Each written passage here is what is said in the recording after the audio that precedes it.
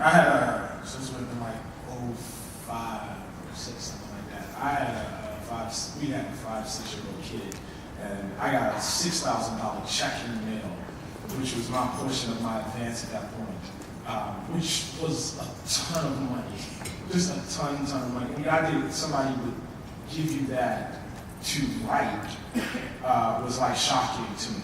I'm always amazed when people pay me to write. You know, I shouldn't say that too like that. But it's, you know what I mean? It's you know, for me, it's essentially a hobby, and you know, the idea that I would actually receive remuneration for it is, you know, always incredible to me, and really reflects just a real privilege. How did you feel about the difference between essays and books? And that idea, those are two categories that you've blurred, and that is blurred in your career in terms of being a journalist, being an essayist, being an author. In your mind, what's the difference between an essay and a book, and thinking about how something should be published along those lines? That's a great question. Probably the biggest thing for me is procedural. I mean, you know, when I was writing for the Atlantic, if I write, you know, something for the Atlantic, there are all these other people who are involved, and it's an Atlantic branded thing, even if, you know, your name is on the cover, it's a cover story. That's very different than books. That's you. You know what I mean? That really is, you know, you out there. And, you know, we've seen this, you know, actually even recently with a couple of books, much to the chagrin of certain, you know, some of us who are journalists, for instance, if there's a, you know, fact-checking error, that's you. That's on you, that's your name, in a way that it's not if you're writing within the structure of a magazine. I guess from that perspective, even though it's always scary, books really, I mean, it's a bad book, that's you. You know what I mean? Penguin Random House, love Penguin Random House. You know, they're not gonna be happy about that fact. But it hurts your name in a way that, you know, it doesn't in the world of magazines. Malcolm, you had a similar transition point in terms of your output moving from journalism to the form of the unique form of book that you had invented when you started your publishing career. What was that transition like? Well, the oddest thing was the notion that a book is permanent. Because I started the Washington Post back when it was just a newspaper.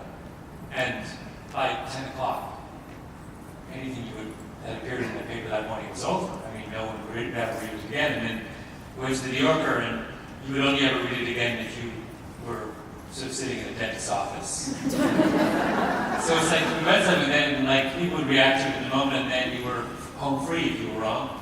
And then you read a book, and people are still reading them from years ago. It's very quite alarming because I don't understand what I signed up for.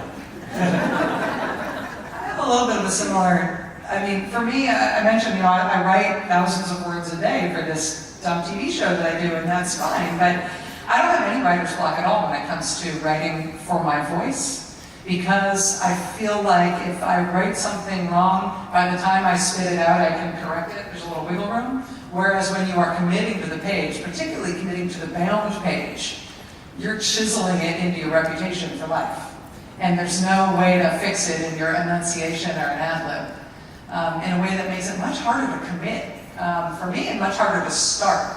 Sometimes, I mean, for me, there's these two books, and that'll be it. But I swear.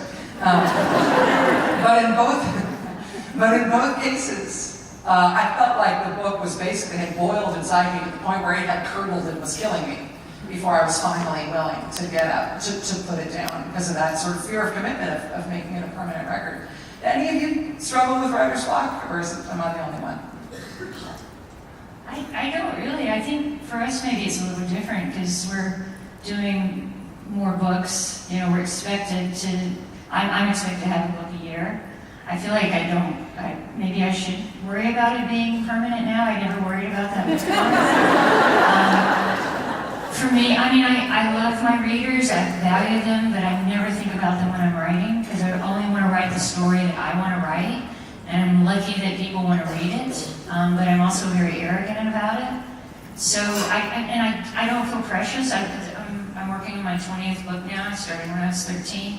And so for me, I just can't be precious about it. And one thing I learned in college which I dropped out of college, so maybe I should have done this to stay in college, is I set the kitchen timer for 20 minutes and told myself I'm gonna write. And if I don't want to write when the buzzer goes off anymore, I'll stop, and I've never stopped.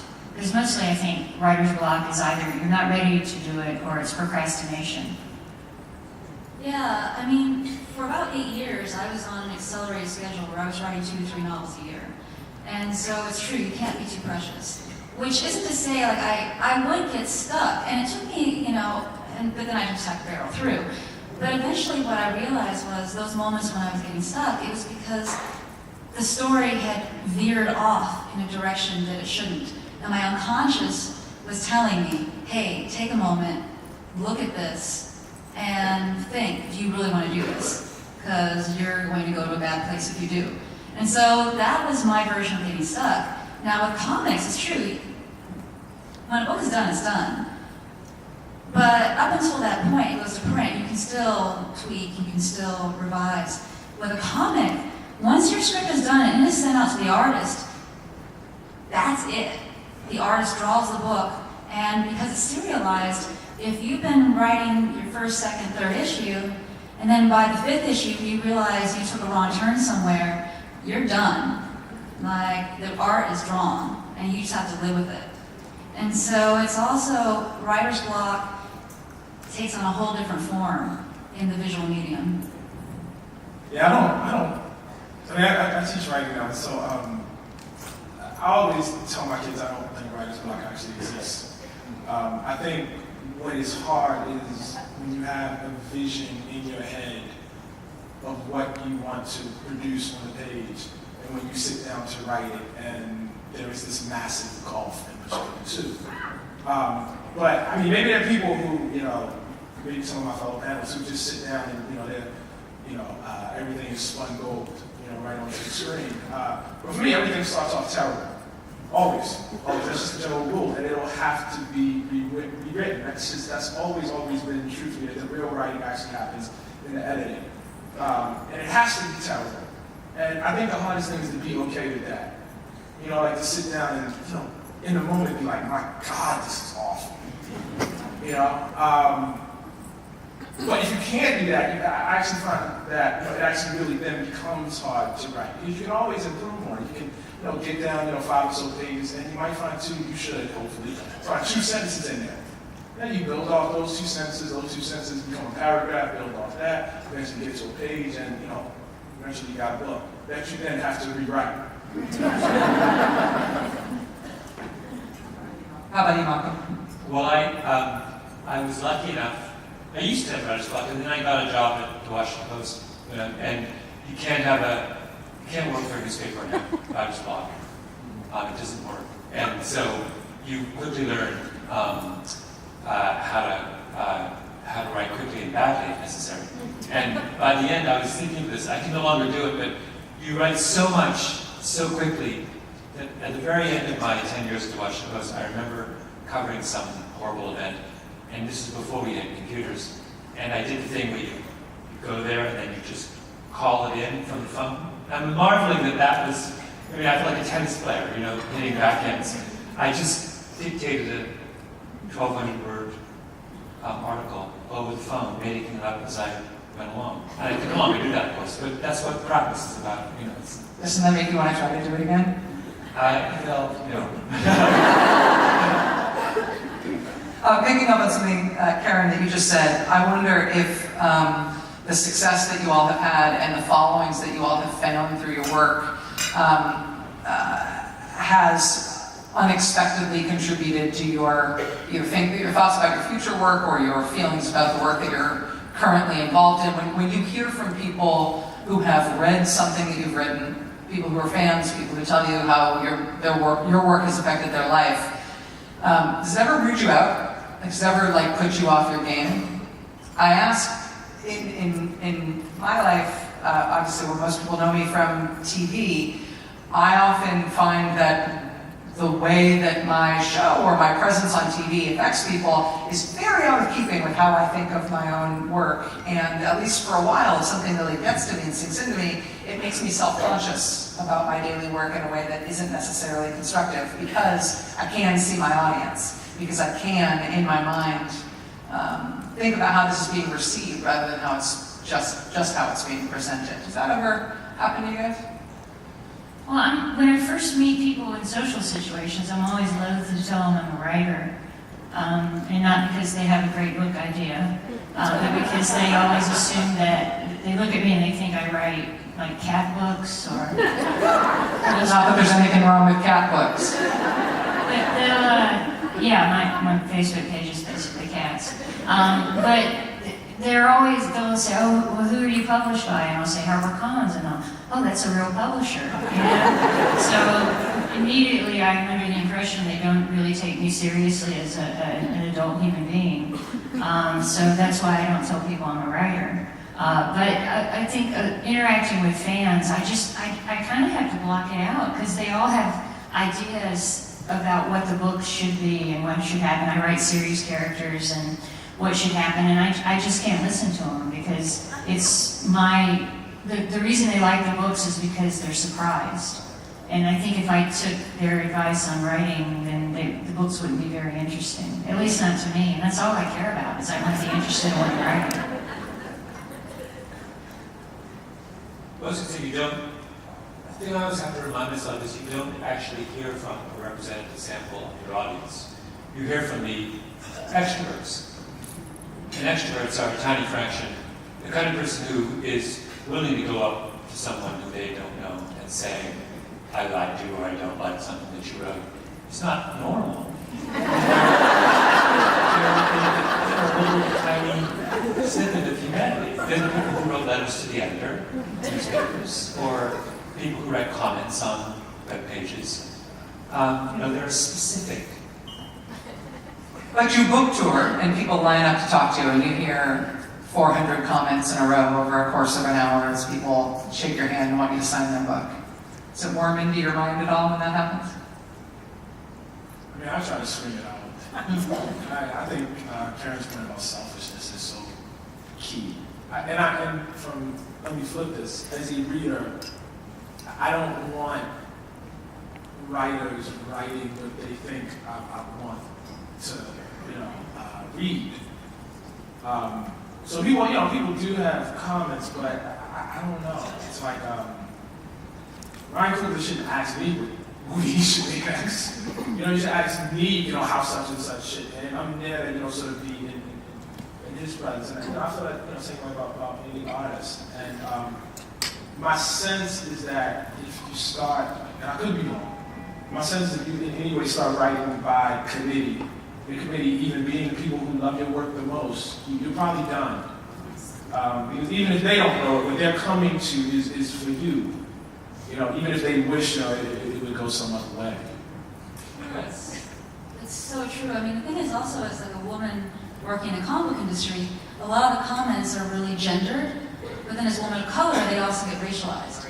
And so if I pay attention to any of that, it's going to do a number on me. And even when I was writing romance novels, people treated me like I had the IQ of like a snail, because romance novels are so often considered to be at the bottom, of publishing. And so I just learned from the time that I basically, from the time I was little, really, but from the moment I started publishing, to have a very thick skin and to tune things out and just to embrace my freak, basically.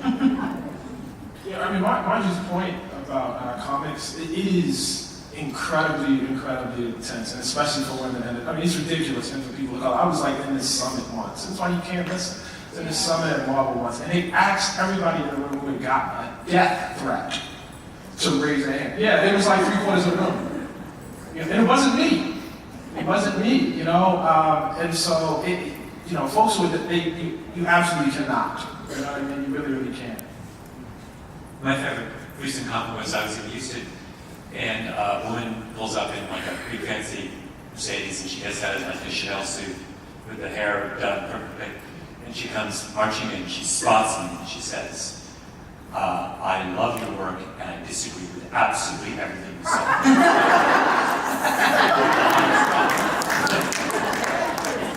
That's I consider that to be my Republican fan club. Absolutely wrong on everything I watch every night. Thank you. One last question, and feel free to take this wherever you want, and especially if this is a dumb question. But I'm struck in reading all of your most recent works to prepare for this, and knowing about all of your publishing history, that you're in the midst of a career that is, for each of you, that is ascendant, that is already very accomplished.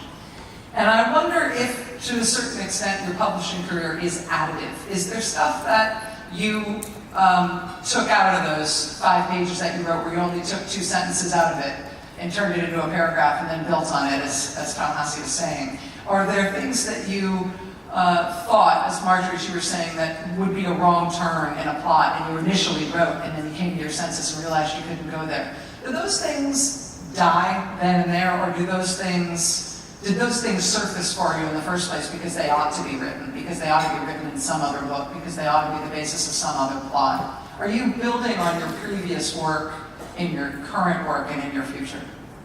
I keep all my drafts, so yeah. Because you never know what. And do you go back to them? Oh boy, that's really painful. Yeah, although I would rather not. Yes. No, I have draft upon draft upon draft. I have first sentences, I have first paragraphs, and I have gone back to these things years later, and suddenly they are fresh and new to me, and I can write, a novella out of them, a novel out of them. And so everything has its place. Everything that comes out of my imagination, I hold on to, because I don't know if it's going to be relevant. But then the other thing too is that writing for me is it's definitely a form of therapy. When I see the themes that I keep returning to, whether it's monstrousness, whether it's being mixed race, whether it's, this idea of these mother-daughter relationships that are very, very complicated, I work these things out in my books over and over and over again. And I look back sometimes and I'm like, wow, really, this again? But it is part of my unconsciousness, and it just keeps rising. I'm totally different, because I don't keep drafts, mostly because I'm lazy. I do it all on the computer, so I just save over everything. But most of my writing is done in my head. So by the time I sit down, I'm very clear about what I want to write. It's kind of like taking dictation for myself. But I do think of the series books as a whole, that what's going to happen with the character. It's very important, since horrible things are occurring in the books, that they respond to it in the next book, that they're changed or altered. That one of my characters I've been writing about for many years, she used to be very black and white about things, and now she's embracing the gray. And I think just keeping it all in my head makes me more focused as a writer in a weird way. I did notice that I write a lot about incest, and I blame the librarian who gave me flowers in the attic for that. I grew up on that in General Hospital, where Luke raped Laura, and then they had a beautiful wedding. So I'm really shaped by pop culture in a lot of ways, but that really, that's sort of the guiding principles. There are rape and incest in my work, and I'm really sure about that when I write it. And the only time I've ever had material that I haven't used is actually with the Last Widow. I had opened the book from a man's perspective, where they're killing a lot of other men, and I thought, I just don't care about men killing men. So I changed it around to women being violent, and I was like, yes. The next novel's now going to be called Men Killing Men. It's very interesting now that I do Visions History, this podcast, and I'm realizing how things work in that form that don't work in a book, and vice versa.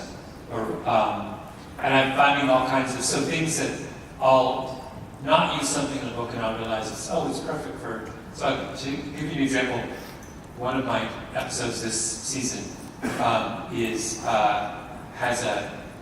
talking about this guy named Francis Ayani, who is a a sociologist in the 70s who befriends a mobster and convinces the mobster to let him hang around for a couple of years and just sort of embed himself in this. Anyway, I mentioned this in the New York article years ago, and I interviewed the guy's son. And then I went back to re-interview him for my podcast, and I realized I was asking a completely different set of questions. And that, because all of a sudden, now that I was thinking about telling the story with my voice, all of a sudden I was really interested in the character of this guy, Francis. And I discovered things that I didn't discover when I was interviewing the son for the New Yorker piece. Like that the father, Francis, had 2 wolves called Romulus and Remus, for example, which didn't come up in the first one. Suddenly comes up, or that, you know, he had a baby alligator that he brought home to his New York apartment, and a pet ocelot, and it was just on and on with more, and some weird story about driving his family across from Kenya to Addis Ababa in 1960 in a VW bus, and the bus breaking down in the middle of the desert. And stuff, what is that, when you're thinking about a different form, you're inclined toward a different part of the story, and that's really fun to have more than one outlet for a story. I know. I see that too in the news business. You obviously, I mean, everybody, you sort of have decisions about whether you're going to try to be an access journalist or not an access journalist, whether you're going to try to make sure that you know the people that you're writing about and that you intersect with them in their social lives to a certain extent. Or you're a person who chooses not to do that, keeps your distance, and I'm in the latter category. And part of the reason is that I find that if I encounter people in a non-work environment and get to know them or ask them questions or get to learn things about them, I'm incapable of ever recognizing anything mean or bad that they do in the world. Even if ultimately I will be called upon to describe that in a news environment. And so I always feel like it's best not to know anybody who I may be called upon to do their obituary someday. So you're all safe. None of you will ever be described at 9 o'clock on MSNBC. That's it for us. I want to say thank you so much for doing this. It's an incredible honor to have the chance to talk with each of the 4 of you. All of these books are really freaking big deal, except for the one on the left. But thank you all for being here, and I appreciate it.